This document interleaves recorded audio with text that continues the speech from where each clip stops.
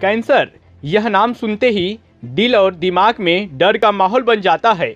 आज के इस आधुनिक युग में कैंसर का इलाज संभव हो गया है, लेकिन अगर जानकारी और सही उपचार हो तो इसे पूरी तरह आसानी से कंट्रोल किया जा सकता है। मानव शरीर कई अनगिनत कोशिकाओं यानी सेल्स से बना हुआ है और इन कोशिकाओं में निरंतर ही विभाजन होता रहता है। यह एक सामान्य प्रक्रिया है और इस पर शरीर का पूरा नियंत्रण होता है, लेकिन कभी कभी जब शरीर में किसी विशेष अंग की कोशिकाओं पर शरीर का नियंत्रण बिगड़ जाता है और कोशिकाएं बेहिसाब तरीके से बढ़ने लगती है तो उसे कैंसर कहा जाता है। मानव शरीर में जब कोशिकाओं के जीन में परिवर्तन होने लगता है तब कैंसर की शुरुआत होती है। ऐसा नहीं है कि किसी विशेष कारण से ही जीन में बदलाव होते हैं, यह स्वयं भी बदल सकते हैं या फिर दूसरे कारणों की वजह से ऐसा हो सकता है, जैसे गुटखा, तंबाकू जैसी नशीली चीजें खाने से, अल्ट्रावायलेट रे या फिर रेडिएशन आदि इसके लिए जिम्मेदार हो सकते हैं। ज्यादातर यह देखा गया कि कैंसर शरीर में रोग प्रतिरोधक क्षमता यानी इम्यून सिस्टम की कोशिकाओं को समाप्त कर देता है, परंतु कभी कभी कैंसर की कोशिकाएं इम्यून सिस्टम को झेल नहीं पाती और व्यक्ति को कैंसर जैसी गंभीर बीमारी हो जाती है। जैसे जैसे शरीर में कैंसर वाली कोशिकाएं बढ़ती रहती है वैसे वैसे ट्यूमर यानी एक प्रकार की गांठ उभरती रहती है। यदि इसका उपचार सही समय पर न किया जाए तो यह पूरे शरीर में फैल जाता है। डॉक्टर्स और शोधकर्ताओं की माने तो कैंसर 200 से भी अधिक तरह का होता है और इसलिए इनके लक्षण भी विभिन्न होते हैं। तो आइए जानते हैं कैंसर से कैसे बचा जाए। रायपुर के प्रसिद्ध संजीवनी कैंसर हॉस्पिटल के कैंसर विशेषज्ञ डॉक्टरों से द न्यूज संवाददाता ऋषभ देव साहू से खास बातचीत। नमस्कार, मैं डॉक्टर अर्पण चतुर मोहता, मैं एमसीएच ऑन्को सर्जन हूँ और विगत 4 वर्षों से संजीवनी सीबीसीसी यूएसए कैंसर हॉस्पिटल में अपनी सेवाएं दे रहा हूं। जैसा कि हम सभी जान रहे हैं कि संजीवनी कैंसर हॉस्पिटल करीबन 15 से 16 वर्षों से अपनी सेवाएं दे रहा है और अभी तक कम से कम 2 लाख 1.5 लाख मरीजों का सफलतापूर्वक इलाज कर चुका है। संजीवनी कैंसर हॉस्पिटल एक विश्व स्तरीय कैंसर अस्पताल की तरह उभरा है इन 1.5 सालों में और हमारे पास में इन 1.5-2 सालों में करीबन 20 से 25 विश्व स्तरीय मरीज यानी इंटरनेशनल पेशेंट तंजानिया से, केनिया से और भी अलग अलग जगह से आए हैं और हमारी सेवाओं का लाभ ले रहे हैं। जैसा सब जानते हैं कि पहले कैंसर के नाम से लोग डरा करते थे, पर ऐसी कोई अब ज़रूरत नहीं है। कैंसर अगर हमने जल्दी पकड़ा है तो हम 80 से 90% लोगों में अंग बचाने वाले इलाज, अंग बचाने वाले ऑपरेशन कर सकते हैं। अंग बचाने वाले जैसे कि स्तन में अगर कोई गिल्टी या कैंसर हुआ है और वो अगर स्टेज पहला या दूसरा में पकड़ में आता है तो हम उनमें 80 से 90% लोगों में स्तन बचा सकते हैं। इवन 50 से 60% लोगों में कोई कीमोथेरेपी या रेडिएशन देने की भी ज़रूरत कई बार नहीं पड़ती है। गुदाद्वार का कैंसर इन 4 सालों में मैंने कम से कम 200 से 250 गुदाद्वार के कैंसरों का इलाज किया और इनमें हमने 90 से 95% लोगों में गुदाद्वार बचा लिया, जो कि आज से 10 साल पहले 90% लोगों में गुदाद्वार निकालना पड़ता था। अब वहीं आधुनिक मशीनें जैसे कि frozen section, PET scan, SPAC, gamma camera और बोन मैरो ट्रांसप्लांट जैसी अत्याधुनिक जांचें होने के कारण हम एक बहुत ही उच्च क्वालिटी का इलाज मरीजों को दे पा रहे हैं। हम गरीब मरीजों के लिए भी आयुष्मान में सिकाई का प्रावधान रखते हैं और 1 रुपये के राशन कार्ड वाले गरीब मरीज हमारे यहाँ पूरा फ्री में इलाज ले पा रहे हैं।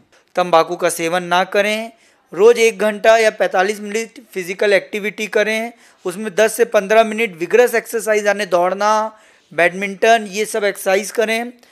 मीठा कम खाएं, मोटापे से बचें और जंक फूड से बचें।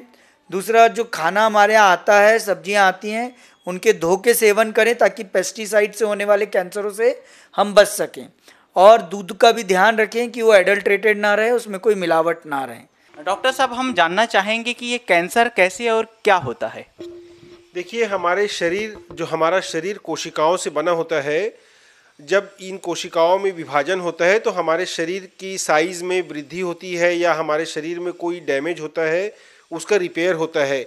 हमारे शरीर की कोशिकाओं में डीएनए में डैमेज के कारण जब ये कोशिकाएं अनियंत्रित ढंग से साइज़ में बढ़ने लगती हैं, संख्या में बढ़ने लगती हैं, आकार में बढ़ने लगती हैं और शरीर के दूसरे हिस्से में फैलने लगती हैं, तो यही कैंसर कहलाता है। डॉक्टर साहब, जो कैंसर रोगी है उनको खाने में क्या क्या खाना चाहिए?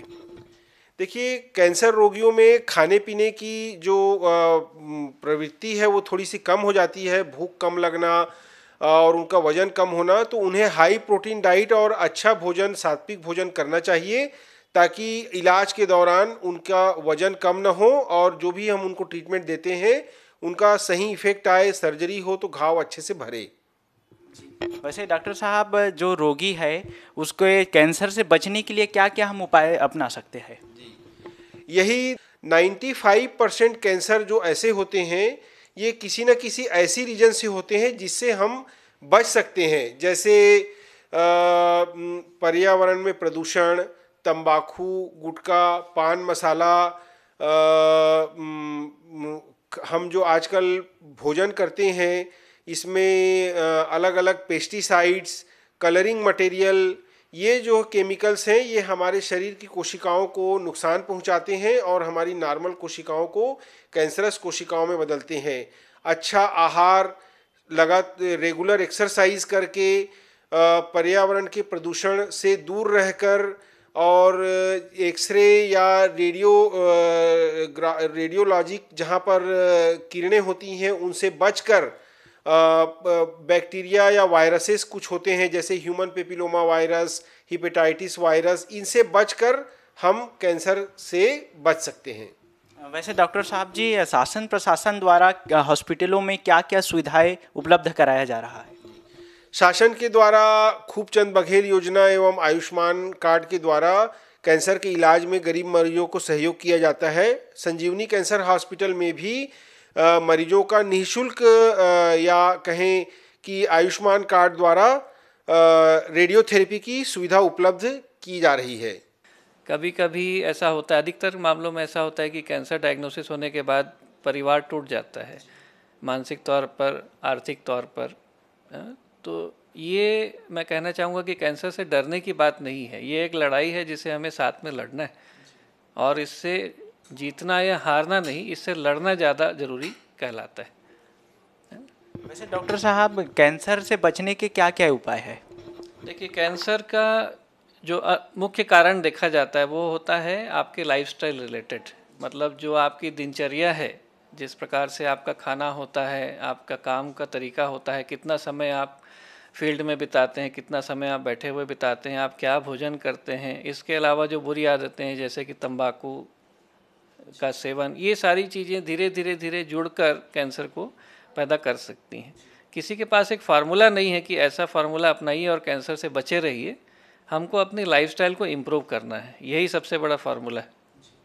वैसे डॉक्टर साहब, सरकार द्वारा कैंसर रोगियों के लिए या फिर हॉस्पिटल में क्या क्या सुविधाएं मिल रहा है?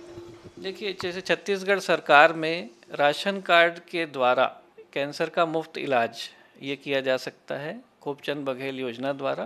तो हमारे हॉस्पिटल में रेडियोथेरेपी, सर्जरी, कीमोथेरेपी, इसमें रेडियोथेरेपी में हमारे पास ये स्कीम अवेलेबल है।